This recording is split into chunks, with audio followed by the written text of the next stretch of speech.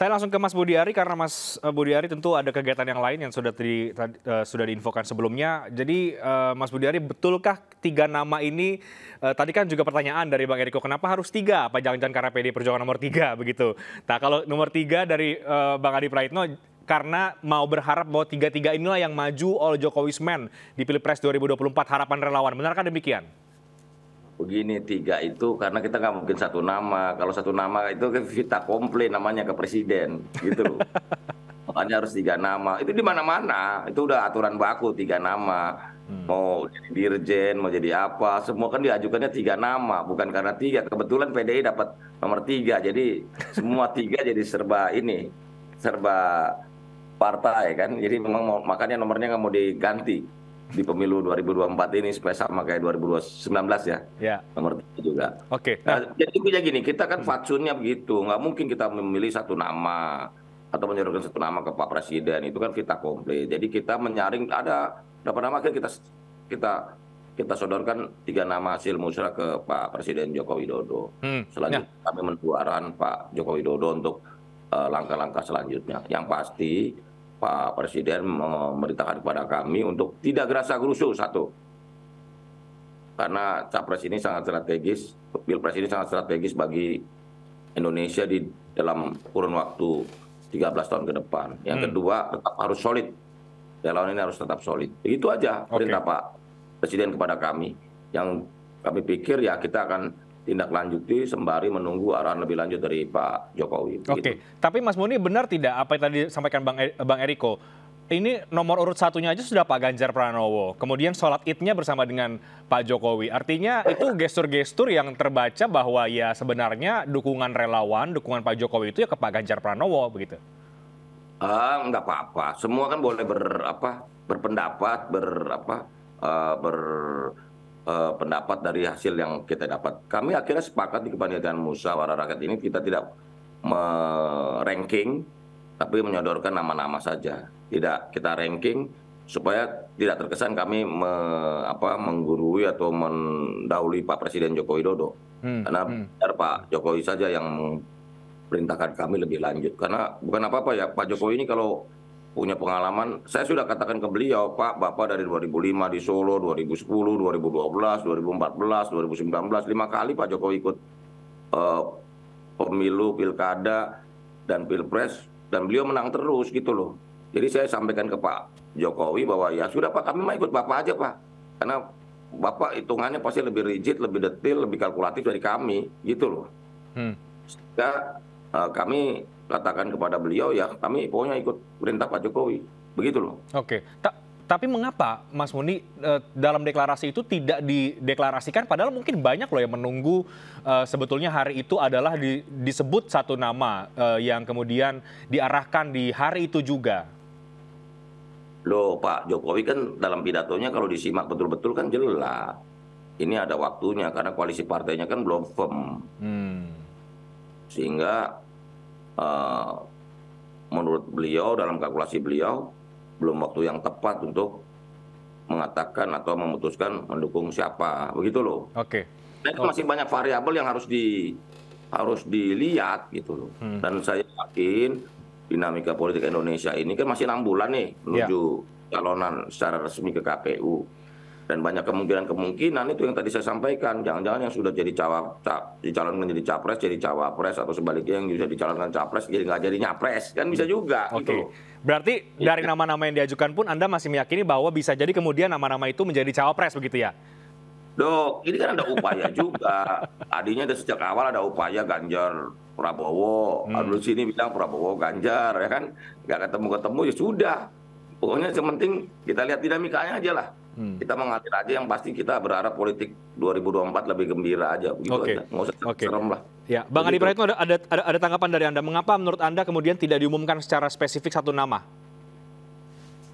Ya tentu ini bagian dari strategi bagaimana membaca konfigurasi politik ke depan, Reinhardt ya.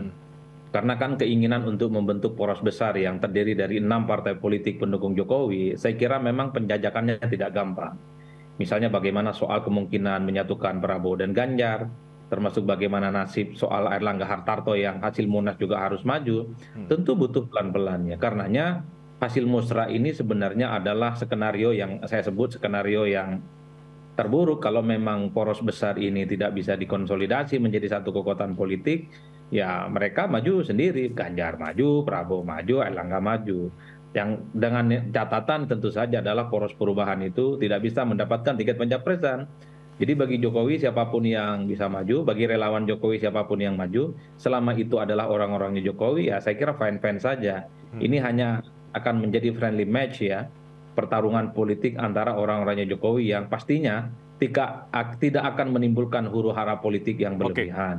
Ya. Tapi sebaliknya, kalau konfigurasi politik ke depan misalnya, poros perubahan itu bisa maju, dapat tiket pencapresan, bukan tidak mungkin. 3 nama ini akan dikonsolidasi, disatukan, menjadi satu kekuatan politik sama-sama pendukungnya Jokowi yang kemudian akan head to head gitu ya dengan kubu anti pemerintah selama ini. Saya membacanya di situ. Baik, Bang Adi Praitno mau saya potong. Mungkinkah relawan Jokowi ini dalam musrah kemarin suaranya terbelah? Kalau bicara tentang musrah nggak mungkin lah ya. Saya kira relawan Jokowi itu ya fatsun politiknya ke Jokowi. Apa kata Jokowi itulah kata relawan. Kalau tiba-tiba dia berbeda dengan sikap politik Jokowi, bukan relawan politik Jokowi lagi, tapi relawan Prabowo, relawan Airlangga Hartarto dan seterusnya. Misalnya kan ada tuh salah satu oknum ataupun relawan Jokowi yang sekarang pindah ke Prabowo. Bagi saya itu bukan relawan Jokowi lagi, tapi relawan Prabowo Subianto. Oke. Saya ke Mas Muni. Mas Muni, ada pandangan bahwa yang menyebut relawan Jokowi saat ini juga terbelah. Ada yang ke Pak Prabowo, ada yang ke Pak Ganjar Pranowo. Apakah itu memang fakta yang terjadi atau bagaimana? Loh, semua dinamika itu kan biasa. Selama belum dikerucutkan sama, semua terbiasa dengan perbedaan. Sama seperti di PDI Perjuangan, sebelum ditetapkan Bu Mega juga kan pasti ada yang pro Mbak Puan, yang pro Mas Ganjar, biasa aja. Tapi kan ketika waktunya Pak Jokowi sudah komando, ya mau nggak mau kita harus bukan mau nggak mau, kita harus satu langkah, satu barisan, begitu. Selama belum diputusin berbeda pendapat kan hal yang biasa dan lumrah itu di mana-mana. Begitu loh. Oke, jadi kalaupun sekarang ada perbedaan, Anda melihat itu adalah bagian dari demokrasi di internal relawan, jadi sah-sah saja bahwa ada yang kemudian mungkin lebih condong ke Pak Prabowo, ada yang lebih condong ke Pak Ganjar, atau mungkin ke Pak Erlangga? Biasa-biasa aja. Buat kami itu fenomena biasa. Bahwa ada yang memiliki preferensi, kecenderungan itu lumrah-lumrah aja. Karena bagi kami selama belum dikomando dan diperintah oleh Pak Jokowi, ya kita tunggu aja.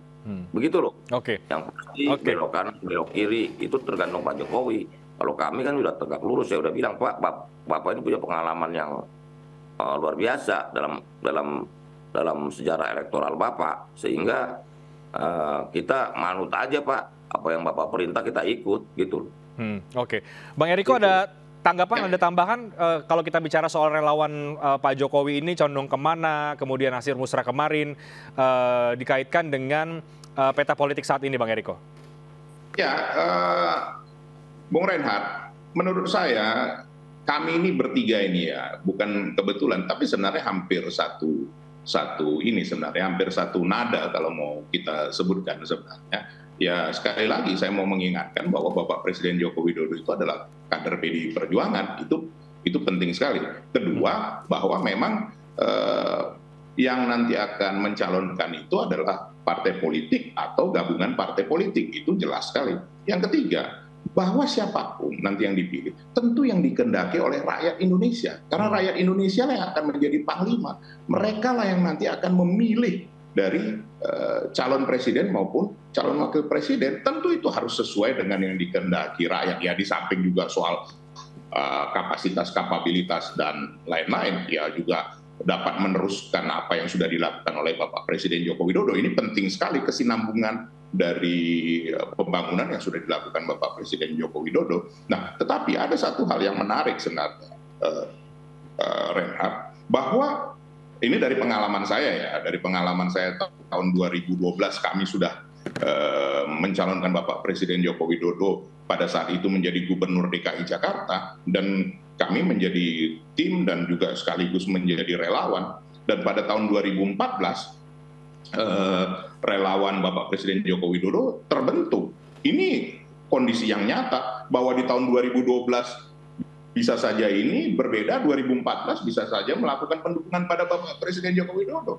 Ini suatu hal yang biasa. Dan nanti 2024 Reinhardt, ini bisa saja juga berubah. Karena kenapa? Tentu apa yang disampaikan tadi Mas Adi, relawan Bapak Presiden Joko Widodo tentu harus berubah menjadi relawan apa? Relawan Mas Ganjar kah atau relawan lain? Tadi seperti saya sampaikan perumpamaan seperti misalnya katakan Mas Munir bukan ingin mencampuri internal projo ya, tidak mungkin lagi namanya jadi projo ya, mungkin projar, program atau probo ya, kita tidak tahu. Itu kan soal pilihan dan itu bagian dari demokrasi, sah-sah saja, dan itu apa ya, transformasi yang harus memang dilakukan dalam kehidupan itu, Reinhardt. Yang tetap itu adalah perubahan itu sendiri. Itu nyata. Karena kenapa? Karena kesejarahan itu kami mengikuti betul sebagai tim kampanye nasional relawan pada tahun 2014. Itu semua bertransformasi. Tapi intinya beginilah, Bung Reinhardt. Relawan itu adalah rela. Rela bekerja tanpa dia dibayar, tanpa dia melakukan bargaining sesuatu. Karena memang relawan bukan partai politik. Relawan tentu berusaha memenangkan karena dia meyakini bahwa calon pemimpin nanti adalah pemimpin yang mewakili dari mereka, mewakili jati diri mereka. Nah ini yang kami alami di tahun 2014, di mana pada saat itu banyak sekali ada relawan yang berdagang bakso, bagaimana dia membagikan, bagaimana dia mendiskon dari untuk pendukung-pendukung Bapak Presiden Joko Widodo yang waktu itu masih menjadi calon presiden. Banyak relawan-relawan yang bekerja dengan ikhlas. Mereka tidak juga ingin menjadi terkenal atau apa, tapi karena mereka meyakini bahwa sosok Pak Joko Widodo ini nanti akan menjadi presiden yang memenuhi harapan mereka, dan itu tidak salah. Coba kalau kita lihat sekarang, Bung Reinhardt, bahwa tingkat popularitas, akseptabilitas dari Bapak Presiden Joko Widodo, kalau saya tidak salah, nanti bisa ditanya Mas Adi, sudah sekitar 80% hampir. Itu luar biasa, belum pernah dalam sejarah. Bahkan di luar negeri, itu bisa 40-50% sudah bagus. Nah ini kenyataan yang ada. Nah kami tentunya tidak sembarang Ibu Megawati mencalonkan Mas Ganjar itu pada saat Hari Kartini. Itu bukan suatu hal yang luar biasa. Bagaimana peran perempuan nanti di dalam keterpilihan pemimpin Indonesia ke depan, bagaimana itu dilakukan satu hari menjelang Hari Raya, bahkan Hari Raya pada saat saudara-saudara kami yang Muhammadiyah melakukan sholat Id bersama. Bukankah ini sesuatu yang bukan kebetulan, bukan sesuatu hal yang memang begitu saja terjadi, tapi memang inilah gambaran apa yang diharapkan masyarakat Indonesia ke depan ini. Dan kami meyakini ini. Soal konsolidasi, Reinhardt, itu pasti terjadi. Karena begini, tidak mungkin yang namanya partai politik mengambil keputusan yang jauh dari kehendak rakyat. Tidak mungkin. Nanti dia akan dihukum. Nanti punish and reward-nya tahun 2024. Nah, kenapa sekarang semua berkonsolidasi? Karena memang harus diakui jujur, ada quotal effect. Ada efek ekor jas bagi partai yang mencalonkan kadernya menjadi calon presiden kah atau menjadi calon wakil presiden.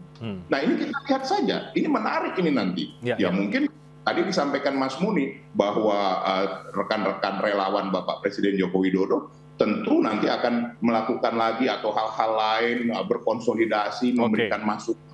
Monggo-monggo saja, tapi kita lihatlah nanti. Kalau kami meyakini bahwa Bapak Presiden Joko Widodo sebagai kader PDI Perjuangan yang memang satu arah, satu gambaran, dan satu jalan bersama-sama dengan Ibu Mega dan PDI Perjuangan. Begitu juga dengan yang akan bekerja sama dengan PDI Perjuangan. Begitu, Reinhardt. Saya terakhir ke Mas Muni, karena Mas Muni juga harus meninggalkan dialog ini. Singkat, jadi Mas Muni, apakah memang ke depan akan ada lagi konsolidasi relawan Pak Jokowi menyikapi dinamika politik ke depan nanti? Kami sudah izin ke Pak Jokowi bahwa setelah musrah kemarin itu, maka kami mengembalikan semua agenda-agenda kepada organisasi masing-masing. Saya sudah sampaikan kepada Pak Presiden, Pak, kalau kami akan mengerucutkan nama-nama lewat konverda projo di seluruh Indonesia, di mana kami akan coba melakukan simulasi nama-nama, dan nanti kita puncaknya kita akan putuskan di Rakernas 6 projo, mungkin di Jakarta atau di sekitar bulan-bulan Oktober atau November ketika pendaftaran. Jadi kita juga memberikan internalisasi ke dalam tentang nama-nama yang ada, dan tapi kita udah membentuk simulasi, misalnya si A sama si B sama si C sama si D. Silakan aja teman-teman daerah. Kita juga begini prinsipnya, karena Projo ini organisasi berbasis rakyat, di mana kesadaran para relawan waktu itu. Jadi kami mengidentifikasikan diri sebagai relawan berkesadaran penuh tentang pemimpin rakyat yang harus dilahirkan, maka kami menyerahkan lagi mekanisme itu ke dalam mekanisme ke bawah. Konverda itu juga untuk merumuskan, mengerucutkan nama-nama itu yang nanti akan kita bawa di Rakernas Projo. Kita akan putuskan nanti di Rakernas Projo. Begitu. Berarti nanti di Rakernas ada simulasi tuh capres-cawapres yang kemudian direkomendasikan. Nanti kita bicarakan daerah-daerah seluruh provinsi di Indonesia hadir untuk merumuskan bersama, karena kami di Projo ini mengambil keputusan ini tidak sendirian, tetapi juga bersama teman-teman dari daerah gitu loh. Mana yang menjadi aspirasi di bawah kita putuskan bersama, dan tentu saja keputusan itu kami serahkan lagi kepada Pak Jokowi sebagai Ketua Dewan Pembina Projo. Baik. Mas Budi. Menunggu perintah Pak Jokowi. Karena itu kita konsolidasi, konverda, sekaligus juga melakukan penataan organisasi untuk persiapan menuju 2024. Baik. Mas Budi Ari, terima kasih kalau mau meninggalkan dialog ini, karena Mas Budi Ari harus ada kegiatan lagi. Kami berterima kasih sudah meluangkan waktu. Mas Muni, saya lanjutkan singkat dengan Bang Adi Praitno dan juga Bang Eriko. Ke Bang Adi Praitno sekarang. Akan ada lagi konsolidasi ke depan. Berarti apa yang kemudian disodorkan oleh rekan-rekan relawan ini, Anda juga melihat apakah masih potensi berubah atau ada perkembangan yang baru lagi nanti?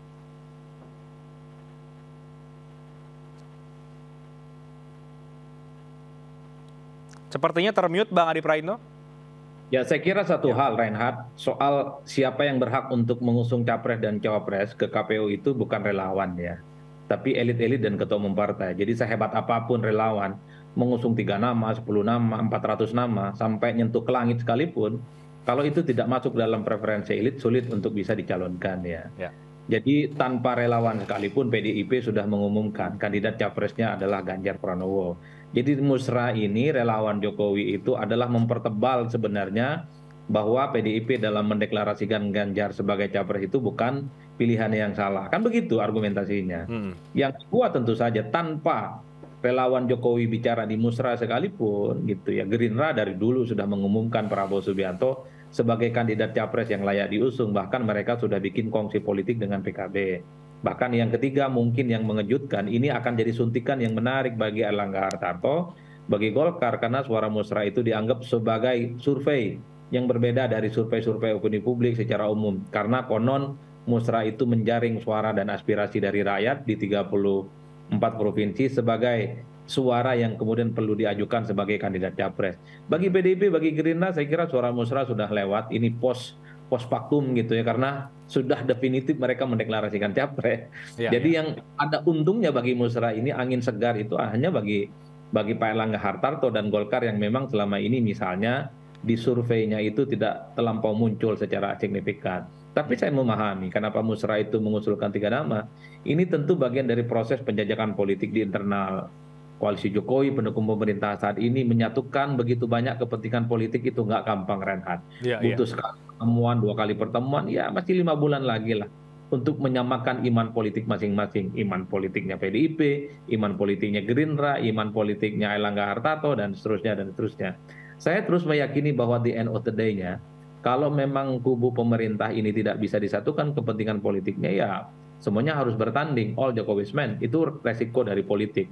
Tentu dengan asumsi bahwa Anies Baswedan tidak mendapatkan tiket pencapresan. Tapi kalau Anies Baswedan dapat tiket pencapresan, ada poros perubahan, kemudian antitesa Jokowi bisa maju, saya kira sekeras apapun ya menyatukan kepentingan politik antara Prabowo, antara PDIP, antara Golkar, kemudian PAN, P3, dan di situ ada PKB, saya kira pasti mereka semua akan bicara dari hati ke hati. Ini tentu untuk menyelamatkan bagaimana legasi politik yang sudah dilakukan oleh Jokowi itu minimal sustain, bisa dilanjutkan oleh kubu Jokowi dalam satu kekuatan politik besar tentu saja.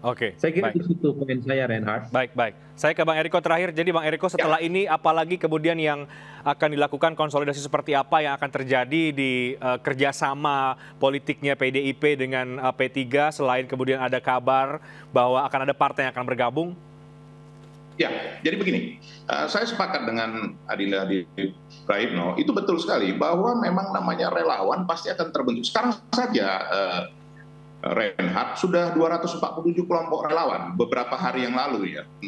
Data per hari ini saya masih belum mendapatkan lagi 247 kelompok relawan. Pada saat 2014 kami mengumpulkan 1.788 kelompok relawan yang hampir 1 juta anggotanya. Ya, itulah yang turut bekerja bersama-sama dengan partai yang mendukung Bapak Presiden Joko Widodo untuk memenangkan. Nah, sekarang ini hal yang berbeda lagi. Ini pasti akan terjadi konsolidasi seperti tadi saya sampaikan di awal dengan nanti sudah terbentuknya katakan kerjasama PDI Perjuangan dengan P3, nanti ada kita harapkan beberapa saudara kita lagi akan bergabung dalam waktu dekat ini, tentunya akan makin terkonsolidasi. Tadi saya sudah sampaikan bahwa kemungkinan terbentuk ini saat ini yang paling besar itu adalah 3 poros atau 3 kerjasama. Nah, yang sesudah itu kemungkinan kalau ini terkonsolidasi itu bisa menjadi 2. Dan yang peluangnya paling kecil sekarang adalah 4 poros atau 4 kerjasama. Nah ini akan menarik sekali. Tidak ada partai, tadi saya sudah sampaikan, tidak ada partai yang tidak ingin bersama-sama dengan rakyat memenangkan calonnya. Ya. Kalau memang elektabilitasnya rendah, tentu tidak mungkin partai mencalonkan sesuatu yang tidak punya harapan untuk bisa memenuhi kehendak rakyat untuk memenangkan itu. Jadi ini sangat menarik ini. Nah, dan nanti kalau saya menyarankan ini kepada Mas Muni, Mas Budiari dan rekan-rekan yang kemarin mengikuti musrah, segeralah untuk bersama-sama untuk memilih siapa yang dikehendaki untuk bisa bergabung bersama-sama relawan. Karena kenapa? Bapak Presiden Joko Widodo kan tentu menghargai semua apa yang sudah dilakukan relawan dari tahun 2014 sampai saat ini. Tidak mungkinlah beliau menyatakan ini saja kalian seperti ini, kan itu yang beliau lakukan, menghargai semua. Tetapi sebenarnya kan ini bisa ditangkap esensinya. Ya sudah, tidak usah terlalu terburu-buru, ya tunggulah konsolidasi dari partai-partai, tunggulah kerjasama partai-partai. Beliau sebenarnya ingin menyampaikan bahwa hak politik itu untuk memilih siapa saja boleh, tetapi untuk mencalonkan calon presiden dan wakil presiden, memang itu ada di kewenangan kedaulatan dari partai atau gabungan partai politik. Ya. Nah itu jelas sekali. Jadi sekali lagi saya himbau kepada kita semua teman-teman relawan, karena kami sudah pernah mengkoordinatorin hal ini, marilah bergabung kepada siapapun pilihan Anda. Tidak ada yang keliru. Nanti waktu yang akan menunjukkan bahwa Anda benar. Ya kalau dari saya menginginkan ya semua yang kemarin hadir itu, apalagi kemarin Mas Ganjar di Cokroaminoto waktu melihat pameran foto-foto pada kejadian tahun 98 yang pelanggaran HAM itu begitu banyak mahasiswa-mahasiswa dari seluruh Indonesia, dari 17 provinsi dan 47 kampus. Nah begitu juga pada saat halal bihalal, penuh, sulit untuk mengcover ini. Dan kalau dilihat keberanian Mas Ganjar itu, Reinhardt, tidak dikawal pada saat itu. Saya menyaksikan sendiri waktu menyaksikan pameran itu. Boleh ditanya dengan rekan-rekan medianya Bung Reinhardt. Tidak ada dikawal. Bahkan semua bisa mendekat dengan baik. Apakah ini bukan suatu hal keberanian seorang pemimpin yang memang harus berani dekat dengan rakyatnya, apa yang harus dikhawatirkan dalam hal ini. Nah itu yang kita lihat dari sosok Mas Ganjar. Ya kalau saya menghimbau kepada kita semua sebagai mantan koordinator tim kampanye nasional relawan, mari kita bergabung. Sudah ada ininya di jalan di Ponorogo nomor 72, monggo mendaftar di sana supaya kita bisa mengkoordinasikan dengan baik. Lebih segera, lebih baik. Siapa yang lebih dahulu first come, first kan itu Bung Reinhardt. Apalagi sambutlah ini. Ini yang meneruskan nanti perjuangan Bapak Presiden Widodo sebagai kader PDI Perjuangan. Itu saja barangkali dari. Baik, jadi mari bergabung bersama relawan pendukung Pak Ganjar gitu ya Bang Eriko. Ya, begitu. Tinggal nanti tentu kita menyuarakan bersama siapa yang paling pas yang dilihat oleh rakyat untuk menjadi pasangannya Mas Ganjar Pranowo. Monggo saja. Ini kan semua boleh memberikan masukan. Tentu nanti Ibu Megawati bersama ketua-ketua umum partai lain, bersama dengan Mas Ganjar, bersama dengan Bapak Presiden Joko Widodo sebagai kader PDI Perjuangan, tentu akan membicarakan ini, merembukkan ini yang terbaik untuk pasangan Mas Ganjar. Baik. tampaknya akan semakin menarik konsolidasi ke depan, apalagi Bang Eriko banyak memberikan kode bahwa akan terjadi konsolidasi yang semakin kencang dalam beberapa waktu ke depan ya, Bang Eriko. Kita akan tunggu seperti apa. Jadi lebih sering lah Bung Reinhardt diundang Mas Adi Pray dengan kita dan Mas Muni untuk ditampil di MNC, sehingga kita bisa meyakinkan untuk segera bergabung beliau. Ya. Saja Mas Adi Pray sampai kepanasan membuka bajunya, karena memang sangat menarik kali ini malam ini topik malam ini. Tentu saja Bang Eriko dan Bang Adi Pray itu akan masuk prioritas untuk kami undang ke depan kalau kita bicara soal politik ya. Terima kasih banyak Bang Eriko Sotardruga, Bang Adi Praitno sudah bergabung di MNC News Prime pada malam hari. Selamat malam, sehat selalu semuanya.